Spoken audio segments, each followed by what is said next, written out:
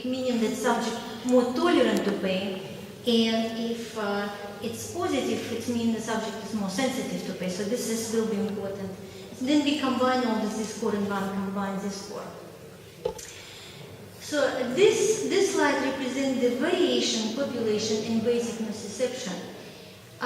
You can see that there is a huge variability in population. So some people are very, very sensitive to pain, and other people are very insensitive to pain. So difference between this extreme is huge. In fact, if you give a clinical dose of morphine to people in the highly pain-sensitive extreme, you will move them just here. So you don't even reach the sensitivity of very extreme insensitive patients. So again, it gives you the picture and understanding of variation in the sensitivity to pain in population. I mean, first time I saw this picture, I was fascinated, thinking about the people in this room who probably walking kind of on the clinical dose of morphine all the time. And of course, the other one who cannot tolerate any stimuli without being noticeably bothered by this. And so, so association study, we associate this phenotype with the genetic variant on mu-opioid receptor. So this is human mu-opioid receptor. It's a classical 4-exon mu-opioid receptor. This is called gene locus, meaning the region in the genome which all the information about mu-opioid receptor is coded. And so we did so-called dense. This is all the position in the genome when we assess polymorphic target, polymorphic variants. And as I described you, so this variant in the exon 1 is that when people consistently was found to be associated with the clinical response to morphine, is a A118G or asparagine to aspartic acid variant. Consistently, again, people with a GLL do not respond to morphine as well.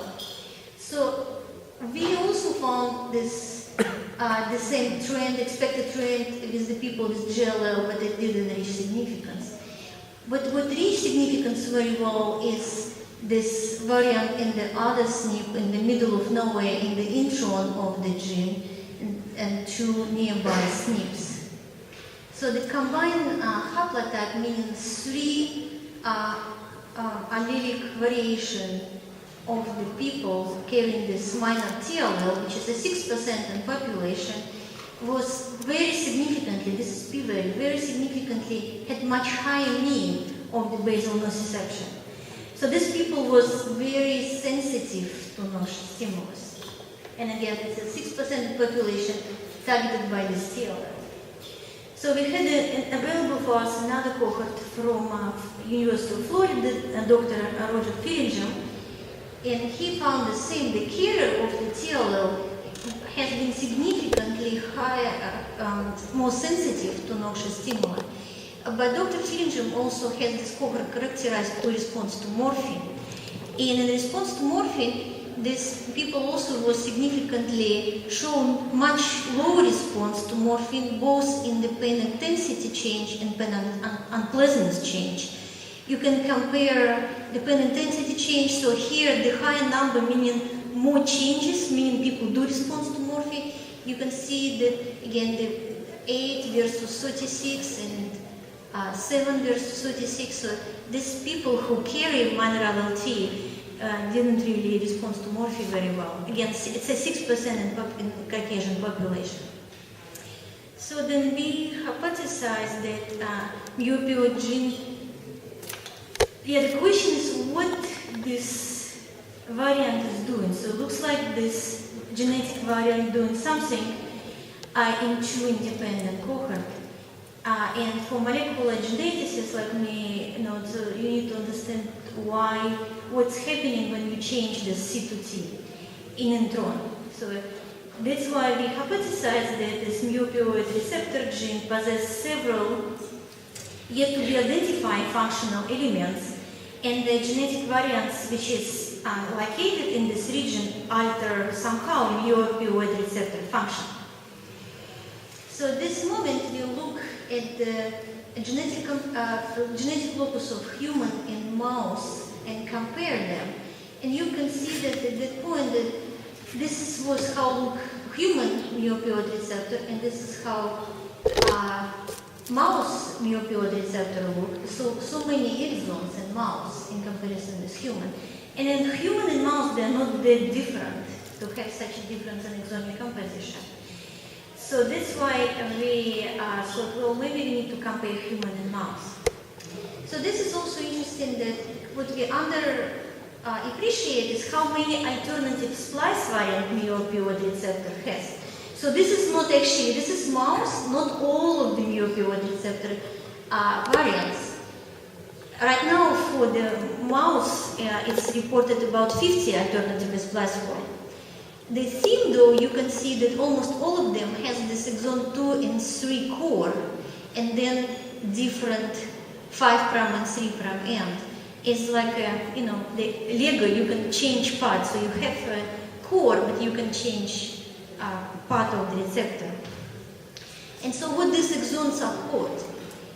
So exon 2 code transmembrane domain 2 and 3 and 4, and exon 3 code transmembrane domain 3, 6 and 7. And all the alternatives in the 3' end of the receptor code different ending, in intracellular ending of the receptor. When all the, so this is good, so all the variation in the 5' end of the receptor, basically to make a long story short, code for this truncated copy of the mu-opioid receptor, which instead of classical 6 transmembrane domain have only, or classical 7 transmembrane domain, only have 6 transmembrane domain. So this is truncated copy. But the trick is that the receptor binding pocket is formed by this 6 transmembrane domain, because first transmembrane domain does not participate in the ligand binding. So then, so that maybe all mouse exons should be present in human again, because they are not that different from mouse. And again, make long story short, we identify all these exons in the human gene locus, and our significant SNP now was situated, you can see very well here in exon 13. So we then clone this variant of exon 13 and show that it's endogenously expressed in all the region of human brain which is responsible for morphine response. And so did some molecular genetic study, which is in a simple explanation was affecting translation of the receptor, so amount of protein which has been translated. And the way how this variant affect translation was actually very unusual and elegant, I would say, because this variant has been situated in what we call IRIS, internal ribosomal entry site, which is 5' opioid receptor untranslated region. This is RNA, and this is how RNA in this region fold. And this folding is necessary for ribosome to recognize the internal ribosomal entry site, sit there instead, which called kept independent translation. So when we clone two variants with T allele and C allele in the expression vector, the T allele produces 2 times more protein. So this was, strange, because what we found that variant which produce more mu-opioid receptor show poor morphine response. So, but this is not how it should be, right? Because it's mu-opioid receptor is analgesic receptor. So it was a counterintuitive for us. So we look at the literature at that time. What is known about mu-opioid producing hyperalgesia? And probably the most extensive literature has been generated by Crane and Shane, has been summarizing several of the reviews, but presented here I think very nicely. So the idea was that there is an inhibitory mode of mu-opioid receptor. When mu-opioid receptor, it should be happening for inhibitory GPCR coupled with GI and inhibit cyclic E and produce inhibitory effect on the cellular level. But there is another alternative mode of mu-opioid receptor which start to couple with GS, excitatory G protein, and which is producing pre-cyclic MP and excitatory effect on the cellular level.